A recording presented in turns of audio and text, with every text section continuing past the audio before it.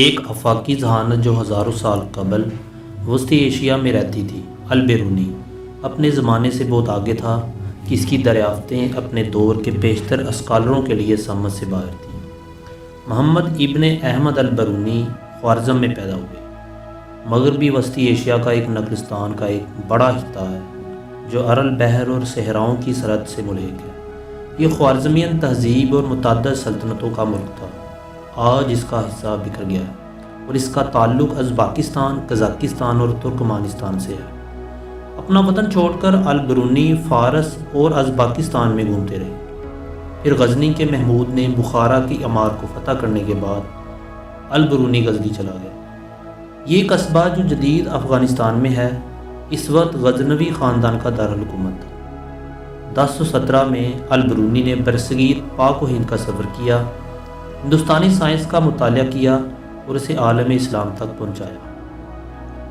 البرونی ایک ماہر فلکیات، ریاضی دان اور فلسفی تھا۔ طبیعیات اور قدرتی علوم کا بھی مطالعہ کرتا تھا۔ وہ زمین کے رداز کی پیمائش کے لیے ایک آسان فارمولہ حاصل کرنے میں پہلا شخص تھا۔ مزید یہ کہ اس نے زمین کو سورج کے گرد چکر لگانا ممکن سمجھا اور ارضیاتی دور ایک دوسرے کے کامیاب ہونے کا خیال تیار کیا۔ ان میں ارسطو کی فزکس، مابعد الطبیعیات، ڈیکیلیو اور موسمیات، یوکلڈ اور آرکیٹیڈس کے کام، ریاضی دان اور ماہر فلکیات ٹالمی کے المجس تھے۔ در حقیقت لفظ بیرونی کا مطلب ہے فارسی میں ایک بیرونی ضلع سے، اور اس وجہ سے وہ بیرونی کے نام سے جانا جاتا تھا، جس کا لاطینی نام البرونیس تھا۔ ابتدائی جوانی میں خوش قسمتی نے ایک تعلیم یافتہ یونانی کے ساتھ رابطے میں البرونی لایا جو اس کا پہلا استاد تھا۔ اس کا رضاعی والد منصور شاہی خاندان کا ایک ممبر اور ایک ممتاز ریاضی دان اور ماہر فلکیات تھا۔ اس نے البرونی کو یوکلیڈن جیومیٹری اور ٹولامک فلکیات سے تعارف کروایا۔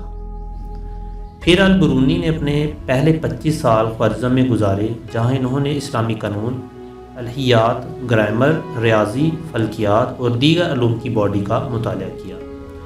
اس وقت خوارزم اپنی پیشگی ثقافت کے لیے طویل عرصے سے مشہور تھا۔ اس کے شہروں میں شاندار محلات اور مذہبی کالج تھے۔ اپنا وطن چھوڑ کر البرونی ایک مختصر مدت کے لیے بے چین ہو کر گھومتے رہے۔ وہ فلکیات میں اپنی تعلیم جاری رکھنے میں دلچسپی رکھتے تھے، لیکن یہ صرف ایک بڑے شہر میں ممکن ہوگا۔ اس کے بعد البرونی نے بحریہ میں بعد ہوا، جو موجودہ تہران کے قریب واقع تھا۔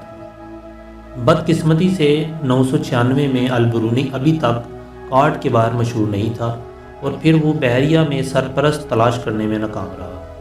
وہ غریب تھا لیکن پر اعتماد رہا اور اس کا مطالعہ جاری رہا۔ یہ ہوا کہ الخجندی، جو ایک معروف ماہر فلکیات ہے، 994 میں سورج کی نقل و حرکت کے قریب بحریہ کے طول بل کی پیمائش کی۔ البرونی کو الخجندی کے نتائج غلط معلوم ہوئے۔ ان کے مقامات کے تال میل کا تعین اور مقامات کے مابین فاصلوں کی صحیح جانچ کے لیے البرونی نے وضاحت کی کہ مسئلہ پیمائش کے لیے استعمال ہونے والے سیکسٹینٹ میں تھا۔ اسی مشاہدے کی وجہ سے اسے دوسرے اسکالرز اور سائنسدانوں نے بھی قبول کرنا شروع کیا۔ 998 میں البرونی طبرستان کے امیر کے دربار میں گیا۔ وہاں انہوں نے ایک اہم کام لکھا جسے قدیم اقوام کی تاریخ کے نام سے جانا جاتا ہے۔ البرونی نے وضاحت کرتے ہوئے کہا کہ ان کے کام کا مقصد مختلف عہدوں کی مدت کے مطابق ہر ممکن حد تک درست طریقے سے قائم کرنا تھا۔ کتاب میں کیلنڈر کے مختلف نظاموں جیسے عربی، یونانی اور فارسی اور متعدد دیگر پر بھی تبادلہ خیال کیا جا رہا۔ جب غزنی کے محمود نے بخارا کے عمار کو فتح کیا تو وہ تمام علماء کرام کو اپنے دارالحکومت غزنی لے گیا۔ البرونی نے اس کے بعد اپنی زندگی محمود اور بعد میں اپنے بیٹے مسعود کی خدمت میں گزاری۔ وہ درباری ماہر فلکیات تھے اور ہندوستان کے شمال مغرب میں حملے کے دوران محمود کے ساتھ تھے۔ اس سال وہاں رہے۔ اس وقت کے دوران انہوں نے ہندوستان کی تاریخ لکھی، جس کا اختتام 1030 کے قریب ہوا۔ البرونی نے اپنے کاموں اور راضی کے کاموں کو پیش کیا۔